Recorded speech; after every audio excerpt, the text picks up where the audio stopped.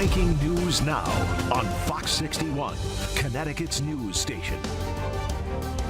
Breaking news tonight on shocking new details in a case out of Manchester. Thanks for joining us for the Fox 61 News at 10. I'm Brent Harden. And I'm Sarah Sanchez. A police sergeant and school resource officer has died only hours after he was arrested for inappropriate behavior involving children. Fox 61's Kayla Cade has the new details regarding that former officer's death. Late Friday evening, police reported the body of Manchester Police Sergeant Ryan Moan had been found near a boat launch in Vernon. His death came mere hours after he was arrested on serious charges of enticing a minor. Friday afternoon, Ryan Moan, a Coventry native and the school resource officer supervisor for Manchester Public Schools, was arrested and placed on unpaid leave. Police charged him with risk of injury of a child, enticing a minor by computer, misrepresentation of age to entice a minor, and tampering with evidence. But the case suddenly changed hours later when Vernon police reported an untimely death at the Hatch Hill Road boat launch. It was there police found Moan inside of a vehicle, suffering from a self-inflicted gunshot wound. He was pronounced dead at the scene. Prior to his death, people we spoke with in town were shaking up to hear about his arrest. It's not something you hear every day. Sean DeShane came all the way from Florida to make sure his kids get a good education in the Manchester Public School District. He says this incident does not affect the way he feels about it. Manchester is pretty good. The school system here is really well. I think the programs they got are fantastic. Police say these charges were not related to Moan acting in his capacity as an officer. And the victim in this case was not a student or a resident in Manchester. In a joint statement, the town and police department said, quote, "The alleged actions are in complete contrast to MPD's values of integrity, compassion, and fairness, and do not reflect the professionalism and dedication of the officers who make up the department." The Vernon Police Department says they will work with the Office of the Chief Medical Examiner to determine the cause of Moan's death. In Vernon, Kayla Cade, Fox 61, Connecticut's news station. Kayla, thank you. Turning to the weather now, a sunny weekend ahead, but don't let that fool you. It is still going to be cold. Yeah, it's cold out there tonight. Let's check in with meteorologist Deshaun Robinson for a first check of the forecast. Deshaun, what are we looking at tomorrow? Well, tomorrow, yes, we are looking at more sunshine in the forecast, maybe a few clouds in the mix, but our temperatures will be warming up as we head into Sunday in particular. Now, there is a chance for some flurries Saturday night as the Clipper system passes, and again, more rain is in the forecast as we head into next week. So it's mostly dry across much of the northeast. We have that high pressure overhead causing these dry conditions. However, still tracking some lake effect showers that continue to impact upstate New York. Tonight, we are looking at partly cloudy to mostly clear skies across much of Connecticut. Temperatures will drop to the lower to mid-20s across the state. And again, tomorrow, more sun than clouds is in the forecast. Temperatures will be on the warming side as we expect our highs to top out near 40 degrees on Saturday. And if you are still planning to hang those Christmas tree lights, dry weather for the weekend, definitely hang those lights this weekend. But we are tracking some showers as we start the new work week. Back to you guys. All right, Deshaun, thank you. We have an update now from the NYPD. They believe they have found the backpack that was worn by the man who shot United Healthcare CEO Brian Thompson to death. The NYPD reportedly located a backpack which fits the description of the wanted gunman's in Central Park. Police are still searching for the person of interest. The manhunt has been extended nationwide after surveillance video showed what appears to be the gunman taking a taxi to the Port Authority bus terminal. And the search to find the suspect reveals more clues, including possible connections to our state. Fox 61's Matt Karen spent the day following leads in Fairfield County. As law enforcement zeroes in on a killer, there are reports that the gun used to execute Brian Thompson was sold in Connecticut. And our investigation brought us here to Norwalk. We are seeing the net close quickly upon this shooter. Law enforcement sources said the gun used to execute United Healthcare CEO Brian Thompson was a replica World War II-era spy pistol used to kill Nazis, known as a Station 6.9 with an integrated silencer, a specific and rare firearm. Perhaps he used that same fake driver's license to be able to purchase the gun, but it is another avenue to try to determine who this person is. The manufacturer, B&T, has only one dealer listed in Connecticut, Zero Group MFG, who is in the process of relocating from Norwalk to New Fairfield. I spoke by phone with owner Travis Peachy. He said his company has never stocked or sold a Station 6.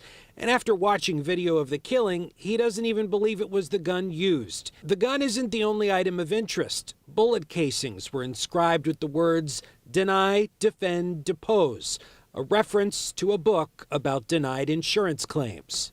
It could also be efforts on his part to mislead law enforcement. Ken Gray is a former FBI special agent and criminologist at the University of New Haven.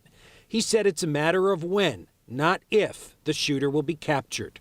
Right now, in the period of time where he thinks he may not be identified yet, he may not be as diligent about trying to remain hidden. Thompson's killing set off a firestorm on social media, with many people criticizing him, United Healthcare's industry-leading claim denial rate, and calling for a revolution. Vigilante justice is not what America's Constitution is about. Donna Perlman works in insurance and has a more personal take. Honestly, seeing those videos of Brian walking out and getting shot in the back like that, I've barely been able to concentrate on my work all week. She met Brian and got to know him through industry conferences. He treated everybody exactly the same.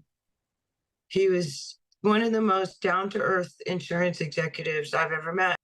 I just feel so bad for Brian's family and for everybody at United Healthcare in Hartford. It's still unclear exactly where that gun was sold and who the original source of that information is. It's something we will continue to investigate. Reporting in Norwalk, Matt Caron, Fox 61, Connecticut's news station. Well, 2 weeks after 16-year-old Uzziah Shell was shot and killed in New Haven, the community will be honoring his life tomorrow. Fox 61's Julie LeBlanc spoke with his family and community members who were supporting them during this time. When Uzziah's sister speaks about him, her eyes light up. In the same way, she says Uzziah brought light everywhere he went. Now she wants everybody to remember that and feel that during his services.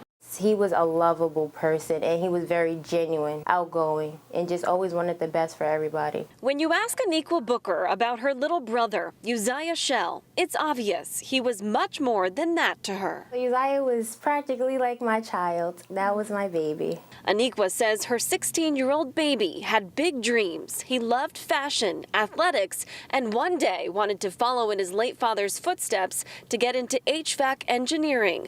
So when she found out he was killed while walking on a New Haven street 2 weeks ago, she says it was God and the community that brought her and her family to this moment. My emotions is all over the place. This was a tragedy.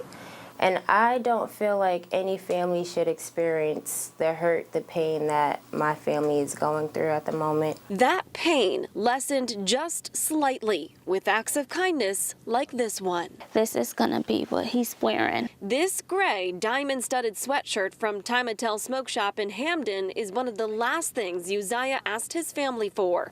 So the owners made it happen and gave it to them for free, something they plan to send him away in. When Josh placed the suit in my hands, I felt the presence in the spirit. It was just so intense because that's the suit that my brother wanted. He called me and he just, for an hour straight, he said, we need to do something to help this family. That help continued as entrepreneur Nevaeh Dent and her fiance found a local florist to provide flowers for Uzziah's funeral. He was a light to whoever knew him. So imagine him not having the most beautiful roses on his casket or around them to light up the room just how he did. As they head into those services, the two women are asking for peace as they look to bring change to their community. I need the community and these children to wake up and realize that this is not a game. Our goal is to hopefully find a solution so that this doesn't continue to happen. Now, the family says they want this funeral to be a chance for everybody to come together. Now, police will be there, and so will other community resources. We are in New Haven. Julia LeBlanc, Fox 61, Connecticut's news station. Well, Waterbury police are searching for a second suspect tonight in a homicide earlier this year. Police connected 17-year-old Desiree Aitken to the murder of Keno Williams. Police say Williams was killed outside Birdie's restaurant on North Main Street back in January. Police found Williams had crashed his vehicle in the parking lot. He had a gunshot wound to his head. Anyone with information about Aitken's whereabouts is asked to call Waterbury Police. A Derby homeowner was arrested while his house was on fire. Crews were called to a home on Roosevelt Drive. The garage was ignited in flames. Police say at the same time, though, the homeowner, Andrew Fogarty, apparently snuck into his neighbor's home. They say he hit someone inside with a hammer. Police arrested Fogarty and discovered he had taped metal plates to his body as makeshift body armor. He's now facing assault charges. As for the fire, it took 2 hours to put out. The house was destroyed. It's still unclear how the fire was started.